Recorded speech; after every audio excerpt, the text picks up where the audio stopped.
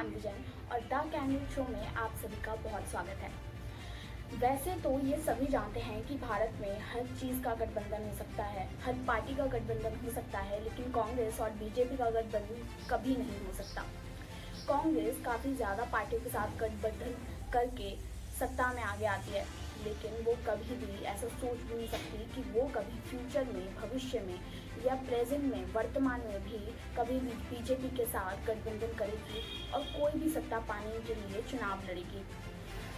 हाल ही में संपन्न हुए 5 राज्यों के विधानसभा चुनाव में कांग्रेस के खराब प्रदर्शन के बाद पार्टी की अंतरिम अध्यक्ष सोनिया गांधी ने पार्टी में चीजों को दुरुस्त करने का आह्वान किया है।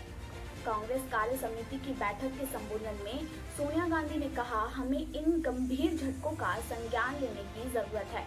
यह कहना कम होगा कि हम बहुत निराश हैं। मेरा इरादा है कि इन झटकों के कारण हर पहलू पर गौर करने के लिए एक छोटे समूह का गठबंधन करूं और उसे बहुत जल्द रिपोर्ट भी लेकर तैयार करूं। कांग्रेस अध्यक्ष सोनिया गांधी ने हाल के चुनाव में कांग्रेस की नाकामी की समीक्षा के लिए एक समिति बनाने की बात कही। उन्होंने असम और केरल की हार तथा पश्चिम बंगाल में 0 सीटों का अत्यंत निराशाजनक बताया। उन्होंने कहा कि कोरोना नियंत्रण को लेकर मोदी सरकार नाकाम रही है। उन्होंने सर्वदलीय बैठक बुलाने की मांग दोहराई है। कोरोना को अप्रत्याशित स्वास्थ्य संकट बता के सोनिया गांधी ने पार्टी कार्यकर्ताओं से इससे निपटने में हर संभव सहयोग की अपील की है। समाचार एजेंसी भाषा के मुताबिक कांग्रेस सुप्रीमो ने कहा, हमें इसे समझना होगा कि हम केरल और असम में मौजूद सरकारों को हटाने में विफल क्यों हो रहे हैं तथा बंगाल में हमारा खाता क्यों नहीं खुल रहा है। इन सवालों के कुछ असहज करने वाले सबक जरूर होंगे, लेकिन अगर हम वास्तविकता का सामना नहीं करते, अगर हम तथ्यों को सही ढंग से नहीं देखते, तो हम सही सबक कभी नहीं ले पाएंगे। उन्होंने इस बात पर भी जोर दिया, ये चुनाव नतीजे स्पष्ट तौर पर बताते हैं कि हमें अपनी चीजों को दुरुस्त करना होगा। सोनिया ने कहा, जब हम गत 22 जनवरी को मिले थे तो हमने फैसला किया था कि कांग्रेस के अध्यक्ष का चुनाव जून के मध्य तक पूरा हो जाएगा। चुनाव प्राधिकरण के प्रमुख मधुसूदन मिस्त्री ने चुनाव कार्यक्रम तय किया है। वेणुगोपाल कोविड-19 और चुनाव नतीजों पर चर्चा के बाद इसे जरूर पढ़ेंगे। गौरतलब है कि असम और केरल में सत्ता में वापसी का प्रयास कर रही कांग्रेस को हार झेलनी पड़ रही है। वहीं पश्चिम बंगाल में उसका खाता भी नहीं खुला है। पुडुचेरी में उसे करारी हार का सामना करना पड़ा है। जहां कुछ महीने पहले तक वह सत्ता में थी, तमिलनाडु में उसके लिए राहत की बात रही कि द्रमुक की अगुवाई वाले उसके गठबंधन को जीत मिली। ऐसे तो ये सभी जानते हैं कि बीजेपी और कांग्रेस कभी भी एक लाइन में खड़े नहीं हो सकते हैं। कांग्रेस और बीजेपी कुछ ऐसे हैं जैसे नॉर्थ और साउथ। लेकिन कांग्रेस जहां बीजेपी पर इतनी उंगली उठाती है, इतने सवाल उठाती है, उसके प्रॉन्स और कॉन्स यानी कि सफलता और विफलता को इतना ज़्यादा वो बारीकी से देखती है, तो जब उसको खुद का आईना देखना होता है तो शायद कांग्रेस सरकार थोड़ी ढीली पड़ जाती है। कहा जाता है कि जब सोनिया गांधी सत्ता में आने वाली थी तो वो पॉलिटिक्स में आने के लिए, राजनीति में आने के लिए 1% भी तैयार नहीं थी और वो बिल्कुल भी नहीं चाहती थी कि उनके बच्चे राजनीति में अपना कदम रखें। लेकिन ये देखना काफ़ी ज़्यादा दिलचस्प रहा कि जो महिला, जो सोनिया गांधी पॉलिटिक्स और राजनीति में आना ही नहीं चाहती थी, उस महिला ने राजनीति कुछ इतने अच्छे ढंग से खेली कि हर कोई हक्का बक्का रह गया। लेकिन सिर्फ स्कैम करने में उनकी पार्टी हमेशा जीतती रही। 2G स्कैम, कॉमनवेल्थ स्कैम और ऐसे कई सारे स्कैम हैं जो कांग्रेस ने अपने शासनकाल में भारत देश में किया। कहा जाता है और उन्हीं के कुछ पार्टी के सदस्यों का मानना है कि सोनिया गांधी ने अपनी पार्टी पुत्र मोह के कारण खराब कर ली। वो सिर्फ अपने बेटे को ही आगे बढ़ता देखना चाहती थी। गांधी परिवार कभी भी किसी नए सदस्य को पार्टी का मुख्य देखना नहीं चाहता।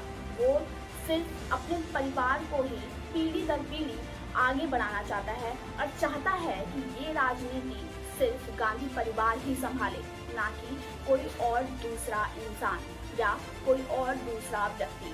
तो ये सभी जानते हैं कि सोनिया गांधी हमारे देश की नहीं है, जो महिला इस देश की है ही नहीं। हम लोग उस पर कैसे भरोसा कर सकते हैं कि वो महिला हमारा भारत देश बहुत अच्छे से चला सकती है। उनकी इस नेशनलिटी की प्रॉब्लम की वजह से ही उन्हें प्रधानमंत्री नहीं बनाया गया और उनके इस कारण से मनमोहन सिंह सत्ता में आए और प्रधानमंत्री बने। लेकिन मनमोहन सिंह की चुप्पी की वजह से भारत में स्कैम का जो डर था वो काफी ज्यादा बढ़ गया।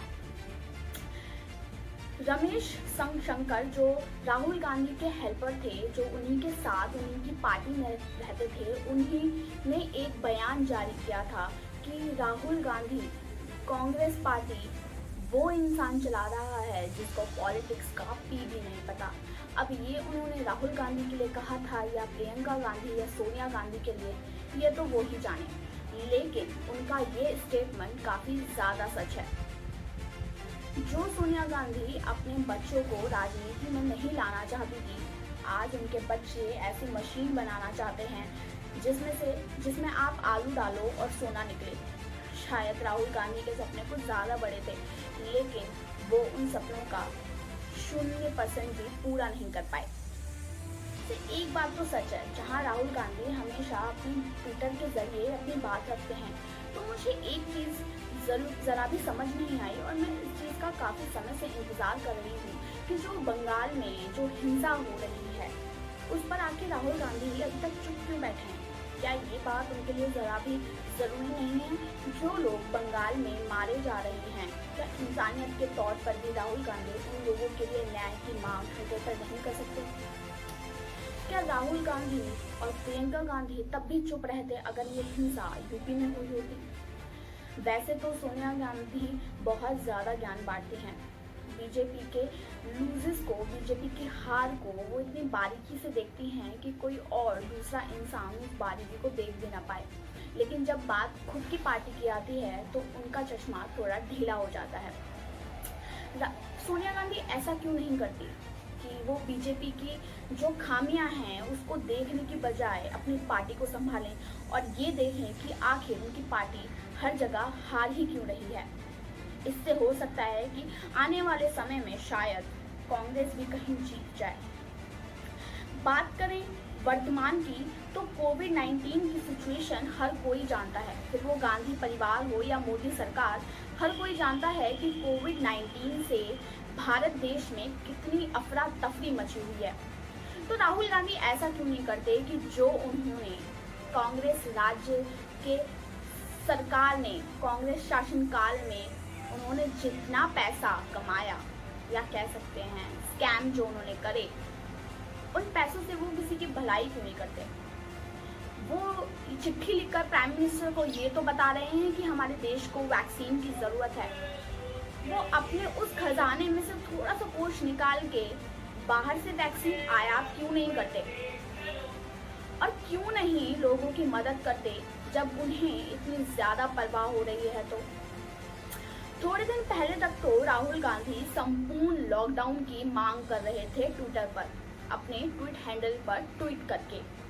लेकिन 2 दिन बाद ही उनका बयान कुछ ऐसे बदल गया जैसे सूरज के बाद रात आ जाती है।